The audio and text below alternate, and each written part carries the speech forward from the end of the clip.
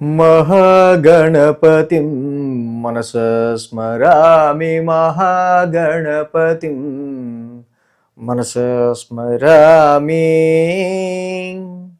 TR creations family అందరికీ నా హృదయపూర్వక ధన్యవాదాలు.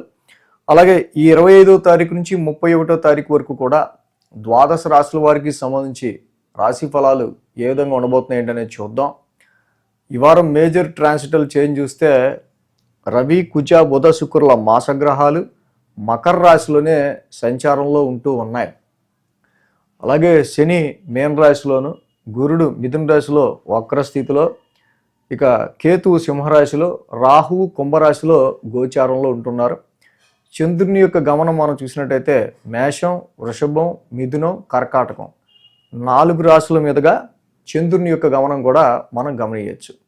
సో ఈ విధమైన గ్రహ సంచారం ఆధారంగా ద్వాదశ రాశుల వారికి సంబంధించి ఏ విధంగా ఉండబోతుంది ఈ 25వ తారీఖు నుంచి 31వ తారీఖు వరకు జనవరి యొక్క చివరి వారానికి సంబంధించి వార ఫలాలు ఏ విధంగా ఉండబోతుందనే చూద్దాం. తులారాశి వాళ్ళకి సంబంధించి చూద్దాం. తులారాశి వాళ్ళకి మెయిన్గా మనం చూస్తే కనుక చతుర్థంలో శుక్రుడు, చతుర్థంలో బుధుడు, షష్టమంలో శని, భాగ్యంలో గురుడు, లాభంలో కేతువు. మొత్తంగా 5 గ్రహాల యొక్క అనుకూలత ఈ రాశి వాళ్ళకి మనకి మెయిన్గా కనిపిస్తూ ఉంది. 7, 8, 9, 10 స్థానాల మీదుగా చంద్రుని యొక్క సంచారం ఉంది. ఆది, సోమ, శని 3 రోజులు కూడా తులారాశి వాళ్ళకి అనుకూలంగా ఉంది. ఈ తులారాశి వాళ్ళకి మనం చూస్తే కనుక వారం ప్రారంభమే సప్తమ స్థానం నుంచి చంద్రుని యొక్క సంచారం, సప్తమంలో చంద్రుని యొక్క సంచారం ఉంది.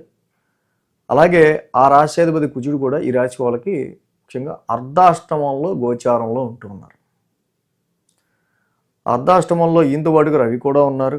రవి కుజుల యొక్క సంచారం తులారాశి వాళ్ళకి అర్ధాష్టమంలో జరుగుతుండడం వల్ల కొంచెం డొమెస్టికల్ ఇన్కన్వీనియన్స్, గృహపరమైన విషయాలకు సంబంధించిన విషయాల్లో ఏదో ఒక మానసిక చింత కనిపిస్తూ ఉంటుంది. అది కుటుంబ సభ్యుల ఆరోగ్యం గురించా, లేకపోతే ఇంటికి సంబంధించిన ఏర్పడుతున్న రెస్పాన్సిబిలిటీసా, కొన్ని ఏంటంటే ఇంపార్టెంట్ ఫ్యామిలీకి సంబంధించిన సిచ్యువేషన్స్ మెయిన్గా ఇలాంటివేవో వీటి వల్ల కొంతవరకు సప్తమ స్థానంలో చంద్రుని యొక్క సంచారం ఉండడం, కొన్నిసార్లు సంబంధం ఏదైనా చూసినా కూడా వీళ్ళు ఎక్కువ ఎమోషనల్ స్ట్రెస్కి గురైపోతారు. నాకొద్దో అన్నట్టుగా బిహేవ్ చేస్తుంటారు. సో వాళ్ళ మనసు తెలుసుకొని వాళ్ళ హ్యాపీనెస్ ఎలా ఉంది ఏంటనేది తెలుసుకోవడం మంచిది. You less concentration on your profession, more concentration on your domestical issues. సమయంలో మీరు మీ ప్రొఫెషన్ మీద మీరు ఎక్కువగా కాన్సన్ట్రేషన్ పెట్టలేకపోవటం, డొమెస్టికల్గా వస్తున్న కొన్ని ఇంపార్టెంట్ సిచ్యువేషన్స్ రీత్యా వాటి మీద ఎక్కువ ఫోకస్ పెట్టాల్సి రావటం కనిపిస్తూ ఉంది.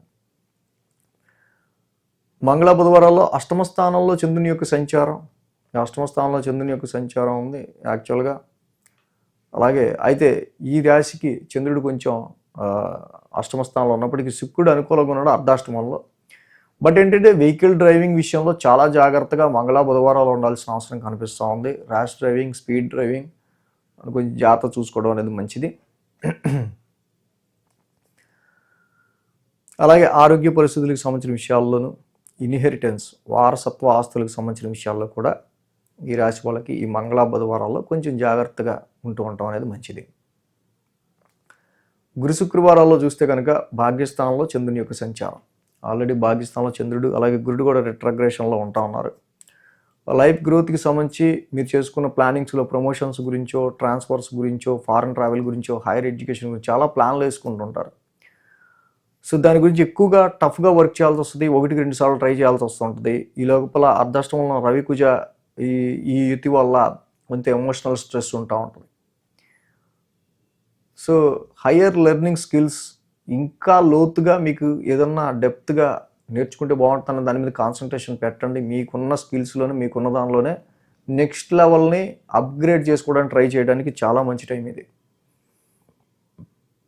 సో అలాగే వారాంతానికి చూస్తే దశమస్థానంలో చంద్రుని యొక్క సంచారం, అదైన ఓన్ హౌస్ 10th హౌస్లో చంద్రుడు ఉన్నాడు, అదైన ఓన్ హౌస్. ఆ పొజిషన్లోనే కానీ రవి కుజుల యొక్క ట్రాన్సిట్ కనిపిస్తుంది.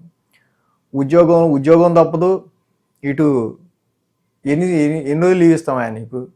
కుదరదు అంటే ఎలా ఉంటుంది పరిస్థితి? లేదండి నాకు అవతల అవసరం అండి అంటే ఇక్కడ అటు చేయాలి ఇటు చేయాలి అట్లా ఉంటుంది పరిస్థితి. ఫర్ ఎగ్జాంపుల్ చెప్తున్నా, వారాంతానికి. సో ఈ విధమైన స్ట్రెస్లో ఈ తులారాశి వాళ్ళకి ఈ వారం ఉన్న దోషం మెయిన్ ఏంటంటే రవి కుజుల అర్ధాష్టమ దోషం. దీనివల్ల ఎవడన్నా పక్కన పలక చేయాలా అని చెప్పి విసుక్కుంటూ ఉంటారు. కొంచెం డొమెస్టికల్ ఇన్కన్వీనియన్స్ ఏర్పడుతుంటాం. దానివల్ల అగ్రెసివ్ ఎమోషనల్ స్ట్రెస్, ఎవడి మీద కోపం కాదు, ఒక రకమైన అసహనం, బక్క కోపం అంటారు కదా, అలాంటిది ఉంటుంది ఎక్కువగా. సో ఆ విషయంలో తులారాశి వాళ్ళు కొంచెం జాగ్రత్తగా ఈ రవి కుజుల అర్ధాష్టమ దోషానికి జపా కుసుమ సంకాసం, రవికి ధరణీ గర్భ సంభూతం, కుజుడికి చదువుకోవడం మంచిది. జాబ్ గురించి చూస్తున్న వాళ్ళకి ఎక్కువ ఎమోషనల్ స్ట్రెస్కి గురి కాకుండా, విద్యార్థులు కూడా ఎడ్యుకేషన్ విషయంలో ఎక్కువ మానసిక ఒత్తిడికి లోనవ్వకుండా చూసుకోవడం ఈ సమయంలో మంచిది. ఈ వీడియో కనుక మీకు నచ్చినట్లయితే లైక్ చేయండి, షేర్ చేయండి. మరిన్ని అప్డేట్స్ కోసం సబ్స్క్రైబ్ చేయడం మాత్రం మర్చిపోకండి.